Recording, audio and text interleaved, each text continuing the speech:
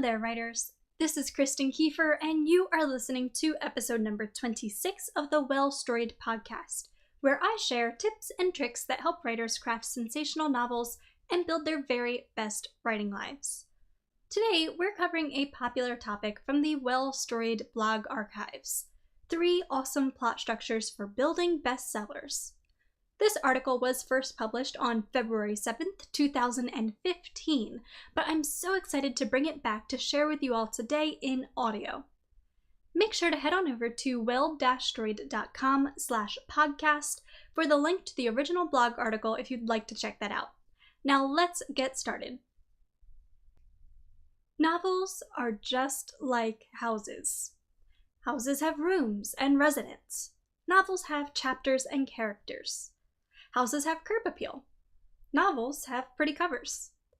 Houses and novels both take a while to build, and the end results for both aren't worth much if they weren't built on a solid foundation. And when it comes to novels, that solid foundation is a well-planned plot structure.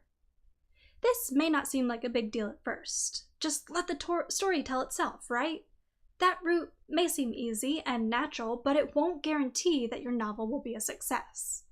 Analyze a handful of best-selling books and you'll see that each one was built, brick by brick, on a foundation of the author's design. So, how can you do the same? Well, today I am breaking down 3 best-selling plot structures and dishing out my top tips for utilizing them in your own work. So let's get started. First up, there are some terms that you need to know. So we're going to break down some lovely little definitions that you probably haven't thought much about since your high school English class. I mean, snooze fest, right? But really, you should know these, so let's get to it. First up is exposition. Exposition is the necessary character, setting, and background details that readers need to know to understand the context of your novel. But one thing to note is that exposition is not actually the beginning of your novel. Though, the reason that this often gets confused is because most exposition is typically revealed during the first several chapters of your novel, with the rest of it being sprinkled throughout the rising and falling action. Our next definition is call to action. This is the moment, usually found in fantasy and science fiction novels, when the hero is called to leave their everyday, normal, ordinary world to take part in some sort of otherworldly adventure, though the adventure doesn't actually have to take place in a different world, just one that's not their everyday normal. Next up, we have rising action. This is the series of events that lead up to the climax of a story. Next, we have crises. Crises are simply peaks in tension or conflict that occur throughout the rising action of the novel. Then we have the climax. This is the most intense crisis found in your narrative, though it's worth pointing out that it's not necessarily the final crisis in your story. It does, however, come quite close to the end, with all of the previous crises leading up to this big moment. Our next definition is falling action. This is the series of events after the climax of the story where questions are answered and any remaining crises occur and then are resolved. Next, we have journey home. This is a specific type of falling action in which the hero returns to their ordinary world, bearing some memento of his otherworldly journey. This is like the call to action typically found in fantasy and science fiction novels.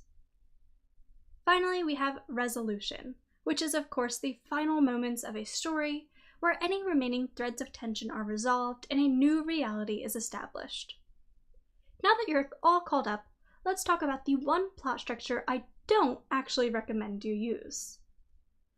This is Freytag's Pyramid. Freytag's Pyramid is the only plot structure I recommend you stay well away from. That's right, this is probably the plot structure that you were taught in school, but in my opinion, it needs to go. Why? Well, let's break that down. First of all, what is Freytag's Pyramid? Really, it's as simple as it gets in terms of plot structure, and in a bad way. In Freytag's Pyramid, the story begins by revealing exposition up front, then leads into a long rising action. the climax falls in the middle of the story, and then the whole second half of the story is spent on a very long falling action, followed by a short resolution. But why does this plot structure suck? Well, Freytag's Pyramid was created to explain the plot structures of Greek and Shakespearean plays. Yet somehow it became a fixture in elementary school literature classes as the right plot structure to use when telling a modern story. Weird, right? When you apply Freytag's Pyramid to a modern novel, you get one heck of a boring story. I mean, who wants to see the villain defeated in the middle of a 300-page book, right? That's about as bland as it gets. If anything, Freytag's Pyramid is best used for structuring children's books.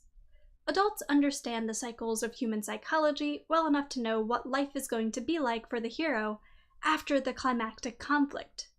Children, on the other hand, are still learning and developing. A longer falling action will help young readers understand the effects of conflict on a character. So, what plot structures do I recommend that you use? Well, let's dive into the 3 awesome plot structures that are perfect for building your very own bestseller. All grown up, we are starting with the Fichtean curve, which is similar to Freytag's Pyramid, but is actually much better suited for modern young adult and adult books. This plot structure is probably the most popular across all creative writing genres. It's been used time and time again by novelists, short story writers, and even poets in some cases, because the formula simply works. So what is the Fichtean curve? Well, this plot structure begins immediately with rising action, the exposition being scattered throughout the first half of the story. Many crises appear along the way during this rising action, with each followed swiftly by its own little cycle of mini falling and rising action beats. At last, the story reaches its climactic conflict about 2/3 to 3/4 of the way through the book, leaving the remaining pages for falling action. This is where loose ends are tied up and a new normalcy is established for the characters. So why does the Fichtean curve make bestsellers? Well, it creates a page-turner that just won't let your readers go. Because of the multiple crises moments that keep readers from getting bored, right? Since the characters aren't allowed to get comfortable, readers will be chomping at the bit to see what happens next. Our second recommended plot structure is the hero's journey. The hero's journey is the perfect plot structure for many fantasy, science fiction, and horror books. If your hero is stumbling into a new world or a new understanding of the world, then this is probably the plot structure for you. The hero in the hero's journey begins in their known world, where they soon receive a call to adventure. Often they ignore this call until a mentor pushes them to accept it. It is then that they enter into a new to them world that leads them into all sorts of trouble as they work to defeat the antagonist. Eventually, the hero comes to defeat the bad guy, but not without experiencing a literal or figurative death and rebirth that transforms their view of the world. Now that the hero has a new mindset, they strive to atone for their past mistakes and eventually return to the world they once knew to live out their days. But why does this plot structure make bestsellers?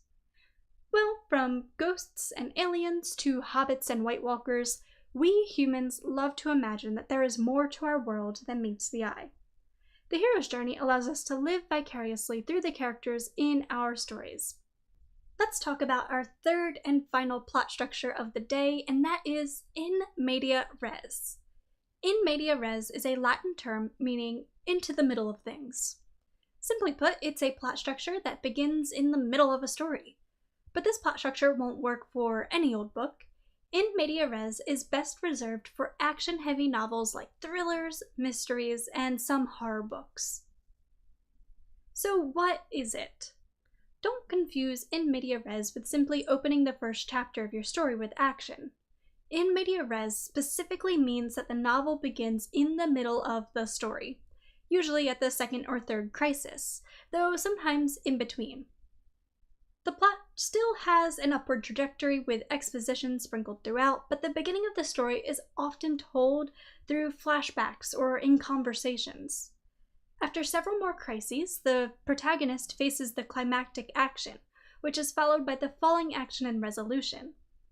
A popular example of this plot structure would be many murder mystery novels, where the killer has already committed the crime, which would be a crisis point, but the story flashes back to lead up to what happened during the crime, but while also moving forward as someone tries to solve the case. But why does this plot structure make bestsellers? Hello, hook. Your reader is far more likely to stick around for the long haul if you can intrigue them in the first few pages, and in media res, when done well of course, can do just that by plopping readers right into the middle of intense action. So there you have it. Those are our 3 awesome plot structures that are perfect for building best-selling stories. For more information on them, make sure to head on over to well-storied.com/podcast and check out the article that goes with this episode.